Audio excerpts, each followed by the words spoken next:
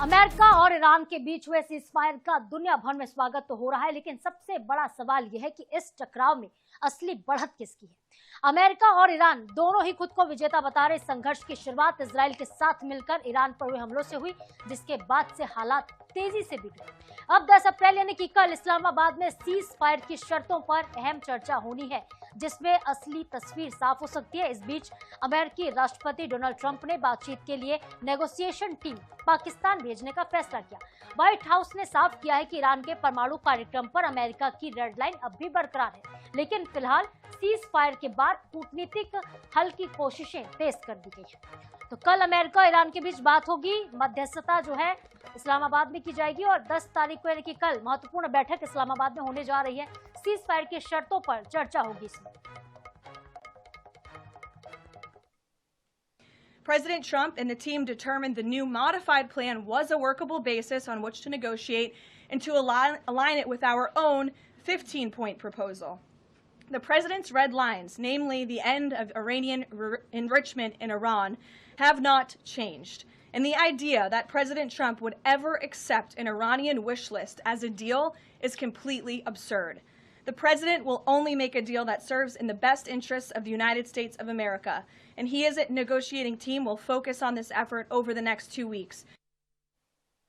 और चलिए इस पूरे मामले को लेकर कुछ डिटेल्स आपको हम ग्राफिक्स के माध्यम से दिखाते हैं कि टाइमलाइन क्या रही है पूरे जंग की। 28 फरवरी जब जंग का आगाज होता है, 28 तारीख को ये पूरी जंग शुरू हुई थी। उसके बाद 12 मार्च को ईरान ने हॉर्मुज स्ट्रेट को बंद कर दिया। ये वो व्यस्ततम जलमार्ग है, जलडब्लू मध्य क्षेत्र है, जहां से तेल की जो सप्लाई थी वो ठप पड़ गई। 13 मार्च को अमेरिका ने ईरान के तेल केंद्रों पर इसके बाद हमला कर दिया, सारे तेल डिपो जो है तबाह कर दिए गए। 17 मार्च को इजराइल के हमले में ईरान के 2 टॉप कमांडर्स की मौत हो जाती है। उसके बाद देखिए आगे क्या होता है। 18 मार्च को ईरान ने कतर के LNG केंद्र को निशाना बनाया था, ये भी बहुत बड़ा हमला रहा था। उसके बाद फिर युद्ध और भीषण होता है। 18 तारीख को ईरान के साउथ पार्स गैस फील्ड को तबाह कर दिया जाता है, गैस का संकट भी फिर हमें देखने को मिलता है। 27 मार्च को ईरान ने सऊदी अरब में अमेरिकी एयर बेस पर हमला कर दिया था और अमेरिका को इसमें काफी नुकसान पहुंचा था।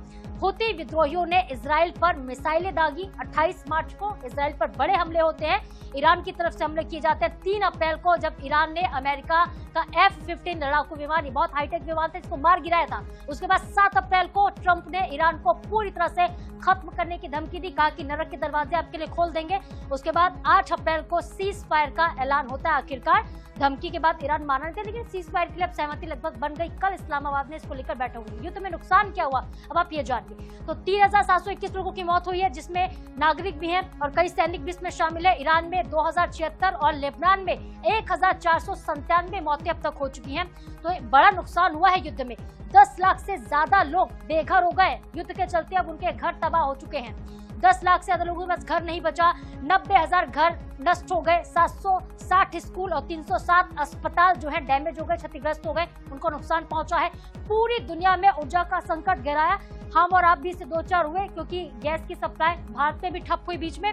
परमाणु बम के इस्तेमाल की संभावना से दुनिया में चिंता बढ़ गई है कि अगर परमाणु बम बनता है, अगर विस्फोट होता है, तो देखिए परमाणु का इस्तेमाल अगर किया जाता है तो विध्वंसक ये युद्ध हो सकता है। ईरान पर अब तक हमला नहीं होने की बात है। देखिए स्ट्रेट ऑफ हॉर्मुज पर ईरान का कंट्रोल लेकिन अब जारी रहेगा। ईरान का जो पॉइंट है वो क्या है, वो हम आपको बता रहे हैं। ईरान यूरेनियम एनरिच कर सकता है, इस बात को एक्सेप्ट किया जाए। ये सीज फायर के समझौते में पॉइंट्स रखे गए ईरान की तरफ से। सभी प्राइमरी और जो सेकेंडरी सेक्शंस हैं उनको हटाया जाए, ये भी ईरान ने कहा है। और स्ट्रेट ऑफ हॉर्मुज से गुजरने वाले हर एक जहाज पर $2 मिलियन की फीस लगाने का फैसला ईरान की तरफ से किया गया है। UNSC में ईरान के खिलाफ जो प्रस्ताव है उसको अब खारिज किया जाए, ये भी मांग रखी गई है ईरान की तरफ से। और IAEA के बोर्ड ऑफ गवर्नर के सभी प्रस्ताव भी खारिज हो, यह भी पॉइंट रखा गया ईरान की तरफ से। ईरान के नुकसान की जो भरपाई है वो की जाए। जितना नुकसान हुआ है, जो अस्पताल क्षतिग्रस्त हुए, डैमेज हुए, इसकी भरपाई अब करनी होगी। ये पॉइंट्स रखे गए ईरान की तरफ से। अरब क्षेत्र में अमेरिकी सशस्त्र बलों को वापस बुलाया जाए, अमेरिका अपने जो सशस्त्र बल है उनको वापस बुलाए, हमेशा के लिए जंग खत्म हो जाए, लेबनान में हमले रोके जाएं, ये भी ईरान ने कहा है। 40 दिन तक ये युद्ध जारी रहा। काफी इसमें नुकसान हुआ ईरान को और अमेरिका इजराइल को भी काफी नुकसान हुआ। 8 अप्रैल को 2 सप्ताह के सीज फायर का ऐलान किया गया है और अब ये सीज फायर क्या बरकरार रहता है ये देखना होगा। पाकिस्तान ने की है ईरान और अमेरिका के बीच मध्यस्थता। महत्वपूर्ण भूमिका यहाँ पर देखने को मिली शहबाज शरीफ की। सीज फायर करवाने में चीन ने भी अपनी भूमिका निभाई है। चीन भी इस पर आ गया है। युद्ध रोकने को लेकर बातचीत हुई। 10 अप्रैल को ईरान अमेरिका के बीच इस्लामाबाद में शुरू होगी चर्चा। तो सीज फायर का जब ऐलान हुआ उसके बाद देखा गया इस्लामाबाद में कि कल बैठक होगी। सीज फायर को अमेरिका ईरान अपनी अपनी जीत बता रहे, लेकिन असल सवाल यह है कि जीत हुई किसकी है। लेबनान को सीज फायर में शामिल नहीं किया गया। जो उपराष्ट्रपति है जेडी वेंस कहने की लेबनान सीज फायर में शामिल नहीं होगा।